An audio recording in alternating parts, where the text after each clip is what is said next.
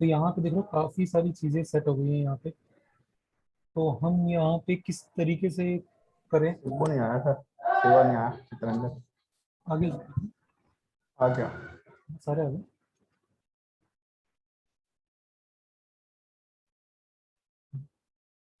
तो यहाँ पे हम जब ये दो दो तीन तीन बार चेक करना पड़ रहा है, तो हम क्यों ना यहीं पे ही बना दें।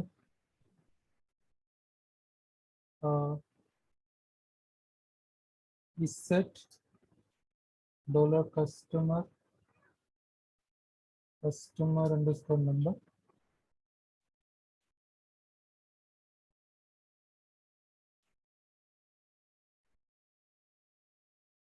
Dollar is number equal to क्या नंबर है। और यहाँ पे फिर इतना सारा लिखने की जरूरत नहीं पड़ेगी मुझे। इज नंबर, अगर नंबर है तो कस्टमर नंबर आ जाए, नहीं तो ब्लैंक आ जाए। ठीक है, यही चीज़ है तो जो इस सेट वाला जो है इसमें थोड़ी सी छोटी हो जाएगी लाइन। और साथ ही साथ इसको और अच्छे से समझने के लिए हम इसको अलग अलग लाइन में कर देते हैं, ताकि मैं सारी चीज़ें अलग नजर आए। ऐसे भी काम करती हैं ये, तो सारी चीज़ें अलग से पढ़ी जा रही होंगी। तो वैल्यू में इको कर रहा है इस नंबर, अगर नंबर है तो कस्टमर का कस्टमर नंबर यहाँ प्रिंट कर दो, नहीं तो ब्लैंक। इस नंबर, अगर नंबर है तो डिसेबल्ड कर दो, नहीं तो ब्लैंक।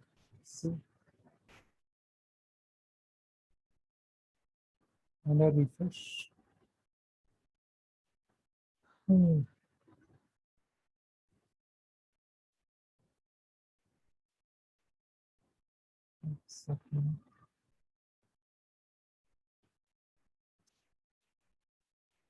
यहाँ पे लाइन नंबर 34 में दिखा रहा है।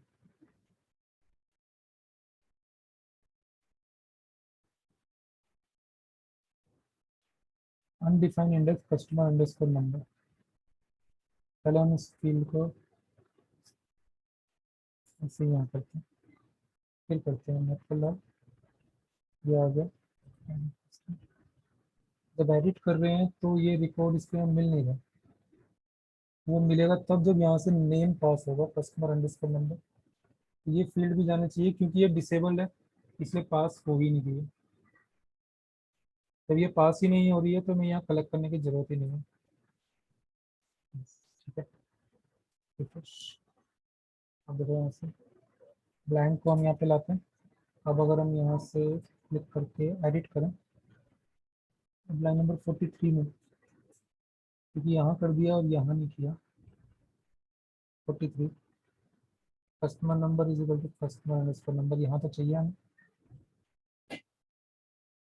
ओके, तो ये डिसेबल करने पे सबमिट नहीं हो रहा, सबमिट नहीं हो रहा तो यहाँ आएगा नहीं, आएगा नहीं तो काम नहीं करेगा। तो हम एक काम कर देते हैं, ये डिसेबल भी कर रहे हैं और साथ ही साथ एक और फील्ड यहाँ ऐड कर देते हैं।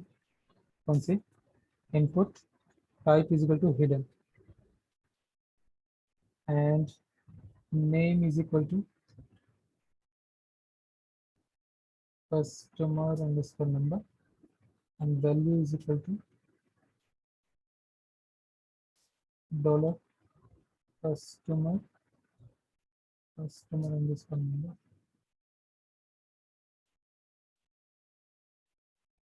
कट करते हैं,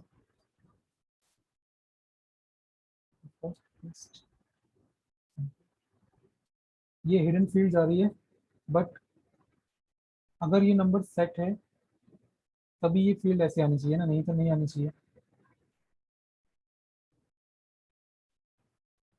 तो ये चीज़ कैसे होगी? कस्टमर नंबर वहाँ पहुंचेगा नहीं तो वो चेंज नहीं कर पाएगा। तो हम इसको किस तरह से करें, यहाँ पे इफ PHP के अंदर if register dollar is underscore number, अगर डॉलर इज नंबर है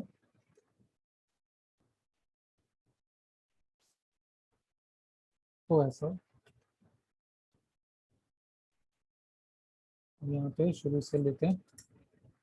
again Natwarlal and edit customer नहीं गया अभी। कस्टमर नंबर, हाँ क्यों नहीं गया, क्योंकि इसका मैंने डिसेबल कर दिया था। इसमें वापस इनेबल कर देते हैं। रिफ्रेश। अच्छा मेरा रिकॉर्ड हैज बीन अपडेटेड। इसका भी अंकिता शर्मा एडिट। अब कोई एरर नहीं हो रहा। ठीक है, तो ये हमारा सक्सेसफुली एडिट हो गया। ये आज हमने करके देखा था। इसमें कोई प्रॉब्लम है तो करके देखो, कोई दिक्कत आती है तो ठीक करेंगे उसे। डिलीट वाला ऑप्शन हम नेक्स्ट क्लास में करेंगे। ये सिर्फ एडिट का ऑप्शन था जो पूरी तरह से अब काम कर रहा है। एक बार जल्दी से हम इस कोड को पूरा पढ़ लेते हैं और समझ लेते हैं कि क्या क्या हुआ है कहाँ कहाँ पे। तो सबसे पहला ये वाला पोर्शन जो था, ये हमारा कल वाला था, किस लिए था, इंसर्ट करने के लिए।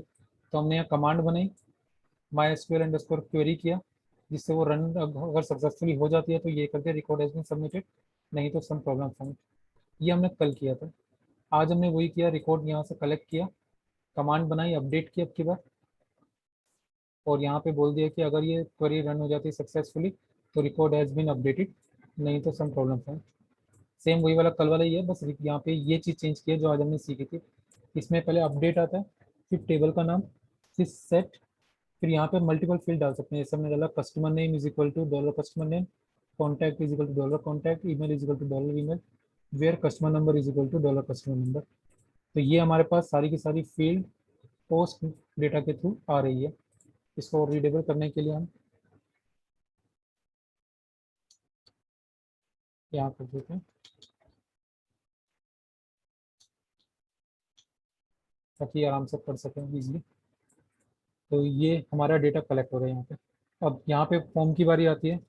जब फॉर्म के अंदर आ रहा है तो हमने ये कस्टमर डेटा बनाया, और यहाँ पे ये बोला कि अगर हमारा कस्टमर डेटा यहाँ पे सेट है तो ही यहाँ पे रिकॉर्ड डालेगा, या नहीं तो नहीं डालेगा। तो ये कस्टमर डेटा जो है उसके अंदर हमने क्या किया, गेट मेथड से एडिट कस्टमर आईडी उठा ली।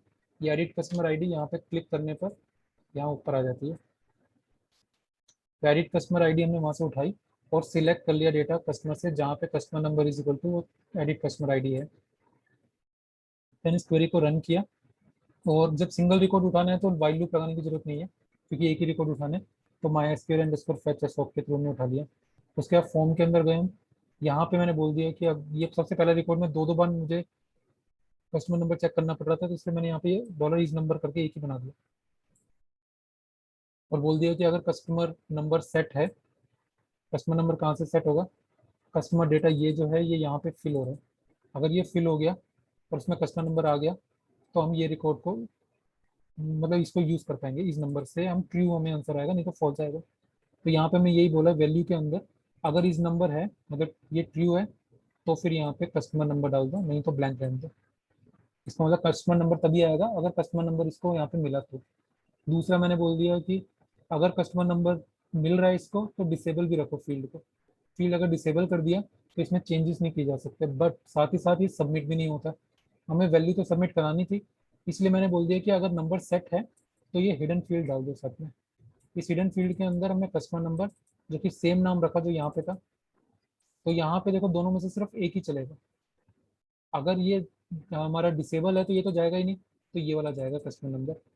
और अगर मान लो ये नंबर सेट नहीं है तो इसका मतलब है कि ये चलेगा और इसके अंदर या इस नंबर में कुछ भी सेट नहीं होगा। तो ये वाला तो कंडीशन के साथ यहाँ पे सेट हो जाएगा, कंडीशन ट्रू हो रही है तो यहाँ पे अगर ये वाली सेट नहीं हुआ तो फिर ये वाला सेट करके इसको भेज दो कस्टमर नंबर की। कस्टमर नंबर तो चाहिए, तभी रिकॉर्ड को अपडेट कहाँ करना है वो कस्टमर नंबर से चेक होगा था।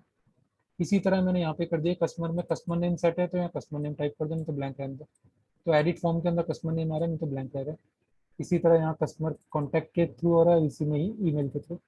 देन यहाँ पे दे दिया कि अगर एडिट कस्टमर आईडी ऊपर सेट है तो फिर ये एडिट कस्टमर वाला बटन आ जाए, और जिसका बटन सक्सेस है, नहीं तो एल्स ये प्राइमरी वाला बटन है जिसमें सबमिट बटन कस्टमर होगा, सबमिट बटन होगा।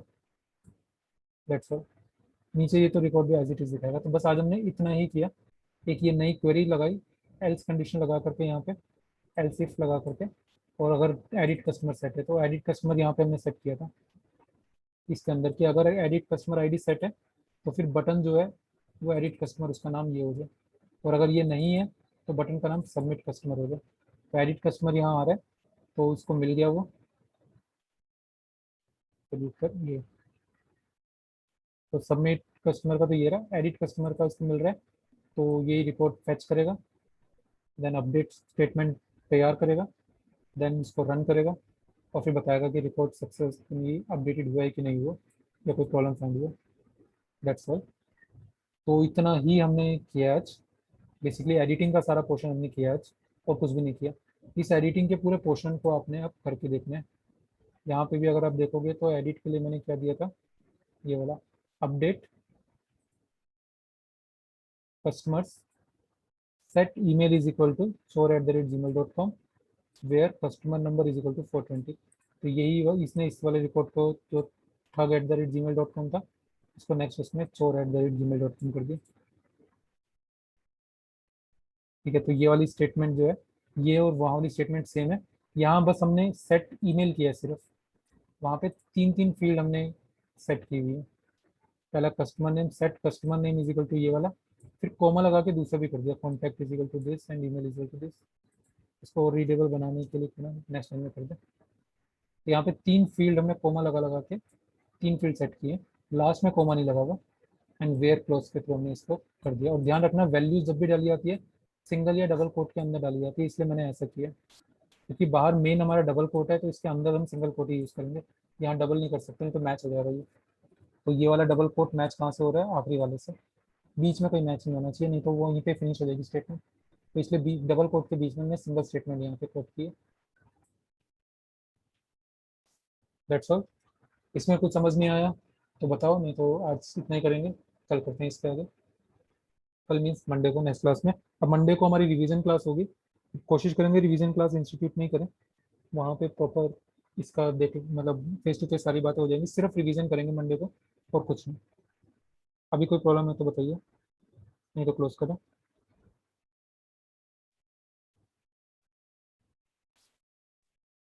नहीं सर, पहले ट्राई करेंगे फिर वही पता लगेगा कैसे करना हाँ नहीं, ट्राई है। तो करो। ट्राई वगैरह नहीं, जो थ्योरी बताई है उसमें अगर अभी कुछ, तो हालांकि ये सारी चीज़ें जो मैंने बताई है ये आपको वीडियो में मिली जाएगी, तो उसमें आप देख ही सकते हो, वापस रिवाइज कर सकते हो, पाँच पाँच बार चला के देखो। ठीक है, फिर क्लास ओवर कर रहा हूँ मैं, और ये जल्दी से भेजता हूँ आपको ये, और आज मैं ये फाइल भी भेज दूंगा आपको, तो ये करके देखो। ओके ठीक है, okay. Okay. Okay, good night. Good night.